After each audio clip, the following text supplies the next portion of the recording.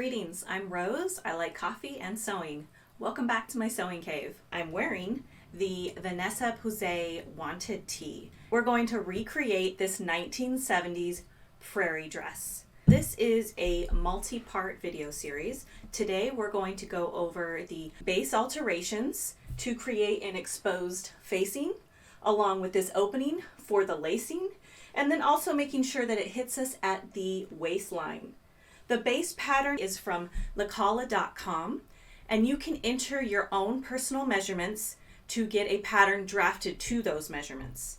I recommend making a mock-up, especially if you have a larger bust size, because even though the circumference might be correct, it doesn't account for where the mass of your body lays. So you do not have to use the Lacala pattern that I used. There are multiple sweetheart sundress patterns out there. There is the Jessica dress by Mimi G. I considered using that pattern, but I didn't want to do a full bust adjustment. There are a lot of vintage patterns that have this sweetheart bodice and the straps. So the alterations I'm doing today could work for most of those. And as you see here, it's fairly long. It's about 4 inches too long. I have to wear really high platforms, but I love that maxi look and the way it flows when I walk. I sewed this about a month ago, and the one I will be sewing with you will be a knee length version and a different colorway. There's going to be another video where I sew up the bodice, and then the last video is going to be the skirt, and I'll show you how to stitch the knee length and then the maxi length. Let's get started. The Lacala pattern, it's got a drop waist. The dress I made it falls at the natural waist. So the first step is raise the waist from the hip line to the natural waist. So the pieces we will be altering are just the bodice pieces. First piece is center front part placket, and it's really just the facing piece. Side front part, what's labeled as the stripe, it's actually the strap. So we don't need to make any alterations to the strap. And then our dress actually opens down the front. We know that we will need to cut this facing piece in half. Let's just trace that now. And you'll see here I've got these lines right here. Those are seam allowances. So I paid a little bit extra for this pattern for 3/8 seam allowances, and that is going to be the seam allowance I use throughout these alterations. So I'm cutting this in half because we only need half of it at the top. And then anytime I do not need a piece, I cross it out so I don't confuse myself. So we've altered that front facing for now. And we have the center front and this side front. And remember how I said we need to shorten it to our natural waist? This piece already has the waistline really defined here. I'm going to follow the straight of grain to mark where I want to cut off the waist, and I'm just going to mark across.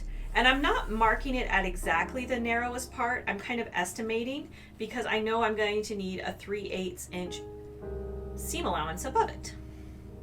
You see, that's more in line with the narrowest part. And I do not need this bottom piece here. This is the side front part, and we're going to do the same. Let's line up where we did the alteration on the previous piece, right here and right here, and we'll know that that is the mark for the seam allowance.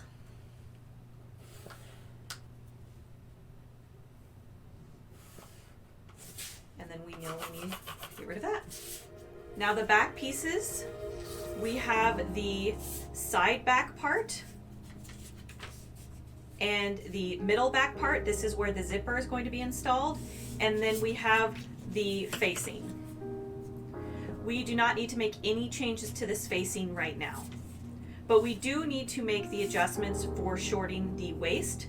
So I'm going to take that side front piece we just did and match it up and just mark where we want the waist to fall. Again, I'm lining up my ruler with the straight of grain, marking this across, and then we want 3/8 above that for our seam allowance, and we don't need here. Now these pieces, you see how much smaller these pieces are going to be? You really need to be careful with the straight of grain. So we know that we're cutting out this piece because they are smaller pieces. It can be, you might be tempted to rotate them, but then you would be going against the grain and the fabric might not line up. So remember to keep your eye up for this straight of grain. And then this right here is the notch that came with this pattern. There aren't as many notches and hand holding with the Kala patterns. So it might be worthwhile. We'll mark the waistline, and then what we should do is probably mark another notch so we know which way to cut this. So let me mark the waistline. Make sure we have that right. Okay, and then we need 3/8 there. Okay. We have just shortened the entire bodice to be at the natural waist. Let's focus on the front piece again. And just like how we had cut this facing in half, we're going to cut this in half because we have that opening of where the laces will be. Now, I wanted it to open up, so I'm going to cut it straight down the middle. I am not going to add a seam allowance because then when I do stitch this up, that gap will be 3/8 on this side and 3/8 on this side. So we'll have 3/4 of an inch of an opening here for the lacing. Okay, and so this is now going to be the piece I get rid of. We now have this front where the opening is going to be and the lacing. Now on the dress I made, there is a facing that goes down. And we have right here, this seam allowance, 3/8, 3/8, and this is going to be what will be exposed when we sew, and this is 1 inch. So to get the facing down here to match, we will have the facing be 1 inch out. So I'll use my ruler and mark 1 inch here. Okay, so this is going to be where the facing is going to cover. But because we'll be stitching this facing on here, we will need a seam allowance here.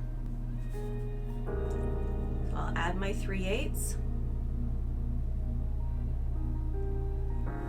Because once we stitch the facing, it'll eat up this the seam allowance. So when this is stitched together, you see right here, I'm matching up the notch here to the seam line, and you'll see that there should be this gap here, and that is going to be covered with the facing. So what we need to do is draft the piece that's going to fill this gap. So this is the facing piece that I drafted, and you'll see what I did is I traced this top piece, and then I carried down that 1 inch, and you'll see how the seam allowance is here. So when I stitch this up, the facing will line up here, and then I have the side part here. So this is where the black and white polka dots are, and this is where the corduroy is. Now that you have all of the front pieces drafted, and you've got this facing part drafted, we won't need this extra facing because we've combined it all. Now, I have enclosed all of my seams because of the facing. So what you'll want to do is actually tape these pieces together to draft a lining piece. We'll match up our seam allowances.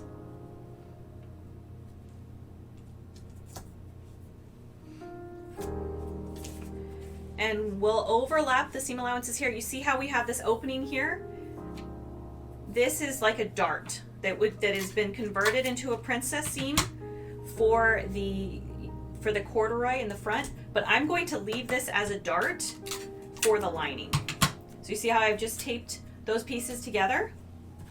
And what you would do is you would trace this pattern, and it will look something like this. And you'll see I have an opening here at the bottom, and that's where the seam allowances connect, for the princess seam, and it creates a dart. So I've just drafted the lining piece. So our front is finished. Now the back part. Now remember, keep track of the serrated grains because we do have these small pieces. All right. So we want to overlap our seam allowances. And just like we did with the front, we can tape this together.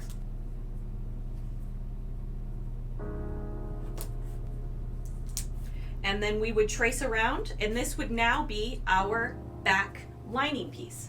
So it will look something like this. We have,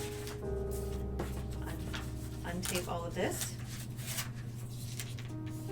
We have our, again, keep track of the serrated grains, it can be confusing. Okay, so we've got our back, our side back part, our middle back part, our placket, which is going to be the polka dot, and we have a lining. And we have our, let's untape this.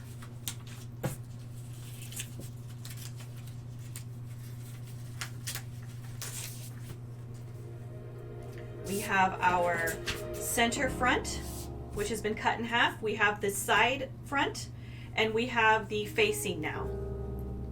This skirt is just a gathered skirt into the waistband. Now, it's up to you on how gathered you want this to be. This is a piece of 36 inches wide by 18 inches long. And so that was for the front. And then in the back, I did 19 and 19 by 18, just to compensate for this seam. I will go over the waistband dimensions and also the skirt dimensions when we cut out.